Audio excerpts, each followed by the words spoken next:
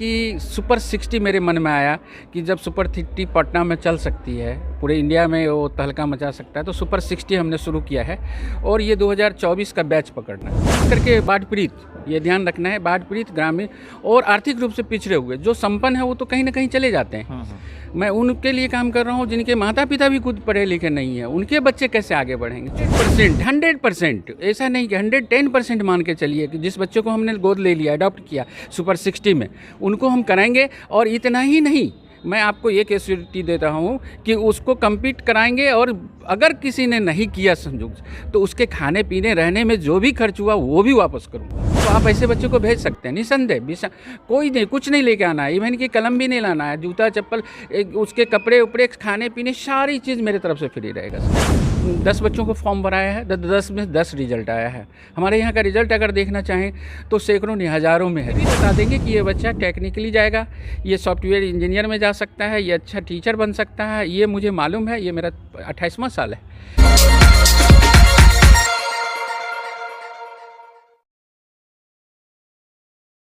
अवैध और आप देख रहे हैं द बॉस न्यूज़। अभी मैं सहरसा ज़िले के सिमरी बख्तियारपुर में मौजूद हूं और ये देखिए सेंट जेवियर्स स्कूल है। इस स्कूल की खासियत ये है कि यहाँ पर गरीब बच्चों के लिए ख़ास सुविधाएं हैं और एक बहुत बड़ा पॉइंट है जो मैं आपको अंदर चल करके बताऊंगा। लेकिन सबसे पहले पटेल नगर जान करके ये मत सोचिएगा, क्योंकि पटेल नगर में ये स्कूल है, देखिए आप वहाँ लिखा हुआ है पटेल नगर। जान करके ये आप परेशान मत होइएगा कि कहाँ पर है सिमरी बख्तियारपुर में। मैं आपको बता दूँ कि इधर देखिए आप, ये आपको रानी बाग से लेकर के पुरानी बाजार जाने वाली मुख्य सड़क NH 107 ये सामने में है।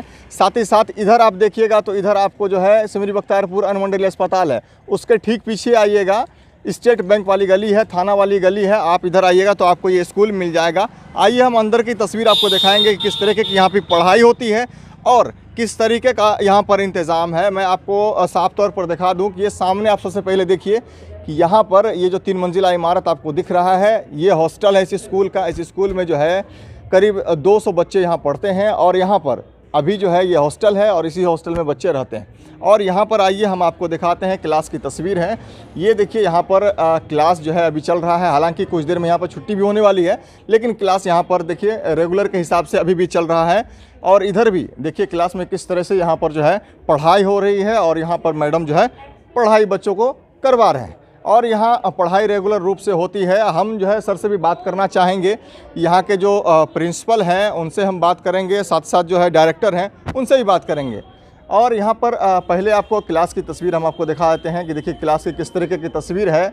आप जो है यहाँ पर देखिए किस तरह से पढ़ाई हो रही है, सर लगे हुए हैं पढ़ाने में बच्चों को। और मैंने एक पॉइंट का आपको जिक्र किया था कि इस स्कूल में बहुत सारी खासियत है, लेकिन सबसे बड़ी बात कि पूरे सहरसा ज़िला में मैं आपको बता दूं कि ऐसी खासियत नहीं है। पढ़ाई तो हर जगह होती है, हर एक स्कूल में होती है, लेकिन इस स्कूल में जो चीज़ होती है वो मैं आपको बताने जा रहा हूं। जी हाँ, सुपर 30 का आपने नाम सुना होगा, जो बिहार में बहुत प्रसिद्ध हुआ था, उसके नाम से फिल्म भी बनी थी। लेकिन अब यहाँ पर इस स्कूल में, सेंट जेवियर्स स्कूल में, जो मनोज सर इसके हेड हैं, इस स्कूल में सेंट जेवियर्स स्कूल में सुपर 60 का इंतज़ाम किया गया है। क्लास 1 के बच्चों को लिया जाएगा सुपर 60 में, 60 बच्चों को यहाँ पर लिया जाएगा और उसके बाद उसको अलग अलग यानी कि BHU, AMU, सैनिक या नवोदय स्कूल में उसका जो है आपको प्रमोशन मिलेगा, यानी कि बोल सकते हैं कि आपको एडमिशन मिलेगा वहाँ पे। इनसे बात कर सर क्या कहना चाहेंगे सर, आपके स्कूल में क्या क्या व्यवस्था है सर? सबसे पहले तो धन्यवाद मैं आपको दूँ। आपको जैसा मालूम है कि प्रत्येक वर्ष हमारे स्कूल से और नवोदय, सैनिक, सिमुतल्ला और साथ साथ BHU, इसमें बच्चे compete करते आ रहे हैं। और मेरा इस फील्ड में 93 से अनुभव है। 93 से मैं इस काम को शुरू किया, जब सहरसा ज़िला में कभी कोई, इससे पहले कोई आपको CBSE स्कूल नहीं हुआ करता था। उस समय में मैं यहाँ के बच्चों को, इस इलाके के बच्चों को compete करा करके और बाहर भेजता था। खास करके बहुत अच्छे अच्छे स्कूल में, चाहे विकास विद्यालय एक समय में नामी स्कूल था रांची का, वहाँ भेजता था। देहरादून स्कूल को भी मैं भेजा हूँ। सैनिक स्कूल नागरोटा हो गया, जम्मू कश्मीर, गुजरात, ये बहुत सारे जगह। खास करके जब बिहार में नई सैनिक स्कूल खुली थी उस समय में भी मैं सैनिक स्कूल में बच्चे को भेजता। और ईश्वर की दया है कि वो सब बच्चे सभी कामयाब हुए। जो लोग यहाँ से बाहर गए वो सभी कामयाब हैं, सभी कहीं न कहीं अच्छे पोस्ट पे हैं।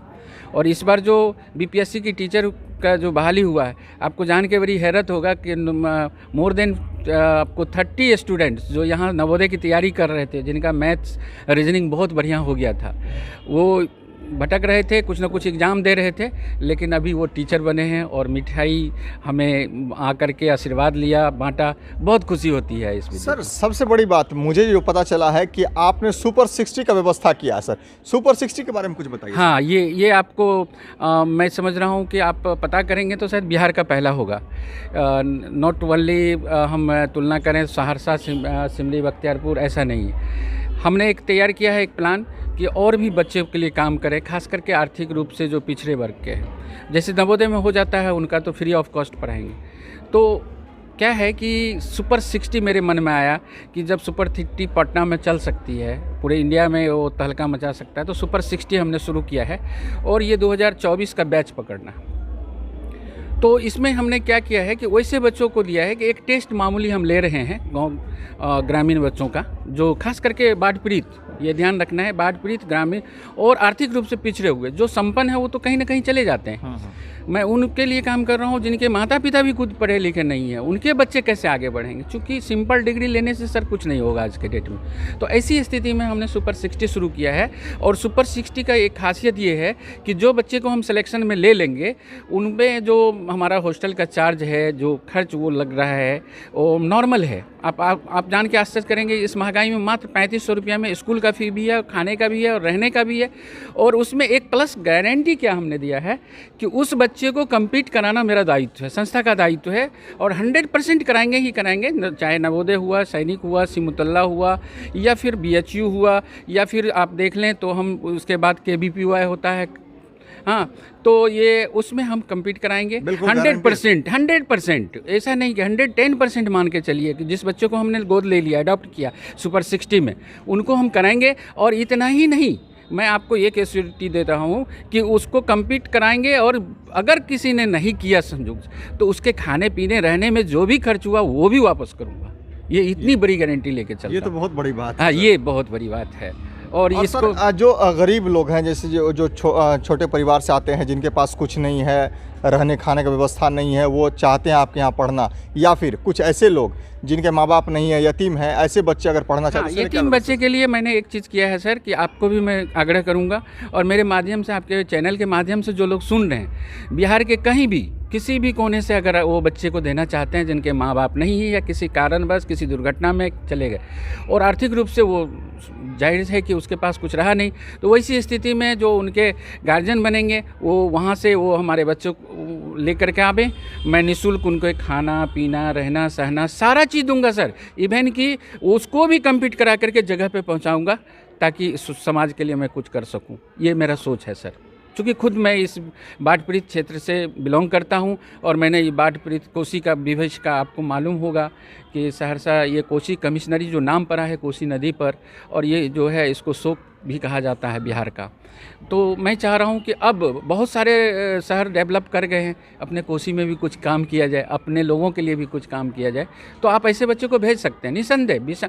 कोई नहीं, कुछ नहीं लेके आना है, इवन कि कलम भी नहीं लाना है, जूता चप्पल, उसके कपड़े उपड़े, खाने पीने, सारी चीज़ मेरे तरफ से फ्री रहेगा सर। मैं संस्था की ओर से फ्री दूँ सर। पूरा ये सब मतलब जो आपने सोचा, ये सोच कहाँ से है? हालांकि हर कोई तो पैसा कमाना चाहता है, लेकिन आप गरीब लोगों के बारे में क्यों सोच रहे हैं सर? देखिए, जब जी गरीबी को मैंने बहुत नीचे से देखा है।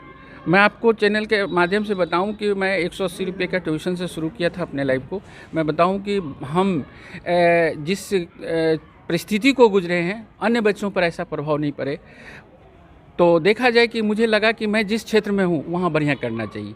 चूँकि मेरी भी पढ़ाई लिखाई आपको बताऊं कि लर्निंग और अर्निंग सदा चला। मैं भी CBSE का छात्र रहा उस समय में। तो जाहिर सी बात थी, जब सहरसा, मधेपुरा, सुपौल में कहीं नहीं हुआ करता था, एक समस्तीपुर में हुआ करता था, दूसरा आपको अररिया ज़िला में आपको मालूम होगा मिथिला पब्लिक एक स्कूल हुआ करता था। तो आज से 20 वर्ष पहले का जो स्थिति थी सहरसा का, वो कुछ अलग था।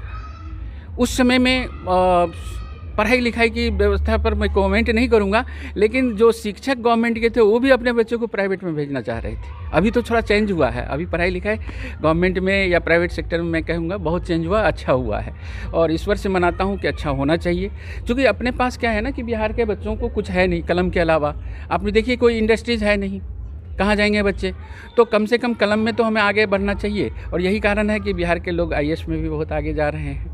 सर कितने बच्चे आपके स्कूल से मतलब हर साल निकल जाते हैं बाहर, मतलब बाहर कंप्लीट सर करते मैं हैं? जैसा कि बताऊं कि कोई ऐसा है कि जैसे फॉर्म पे है, अगर हमने 10 बच्चों को फॉर्म भराया है तो 10 में 10 रिजल्ट आया है।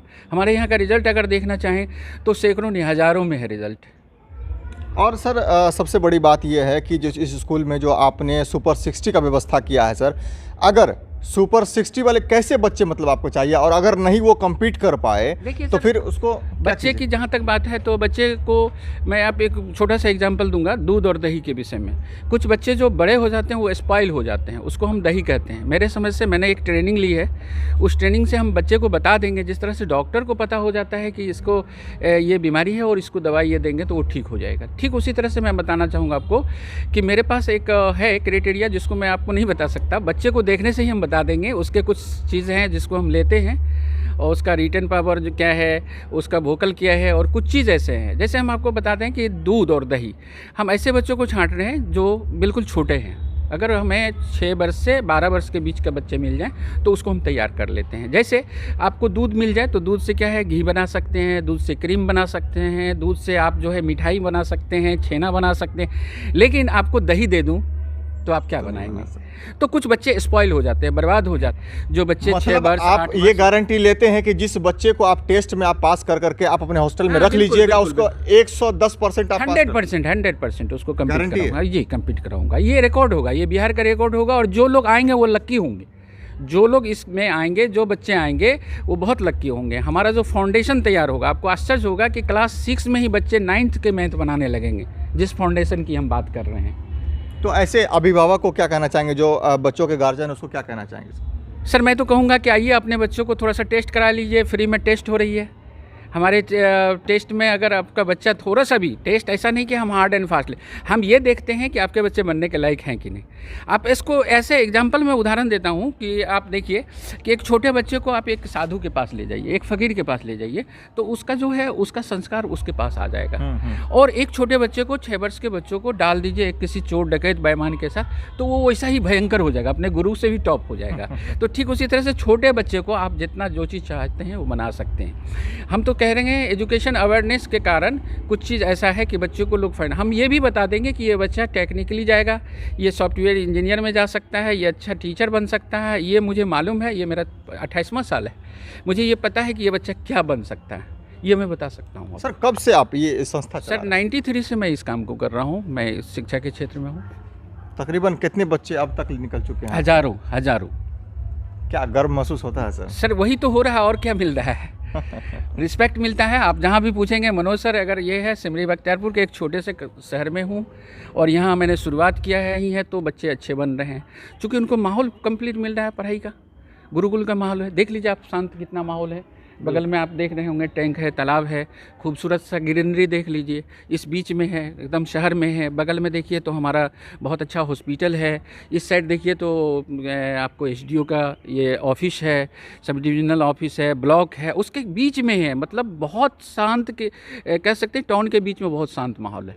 यहाँ नहीं पढ़ेगा तो फिर कहाँ पढ़ेगा?